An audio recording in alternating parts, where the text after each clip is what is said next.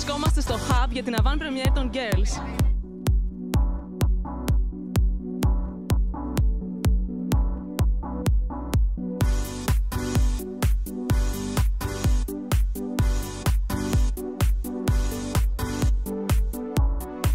Μια παρέα με τη Λένα δεν την έκανα. Μόνο Μάρνη. Ξεκάθαρα με τη Λίνα. Μην νομίζω ότι θα μιλάγαμε για κάθε μέρα στο τηλέφωνο. Βασικά θα ήθελα να είμαι η Μάρνη. Που μπορεί και να είμαι λίγο η Μάρνη. Μοιραζόμαστε το ίδιο πάθος για το φαγητό, τις ίδιες προσπάθειες για να χάσουμε τα περιττά κιλά και βέβαια το ίδιο πάθος για τη μόδα. Αντικατοπτρίζει εξαιρετικά τη ζωή μου. Εγώ θεωρώ ότι είναι πάρα πολύ true σειρά. Ότι όντως έτσι είναι οι γυναίκες αυτής της ηλικίας.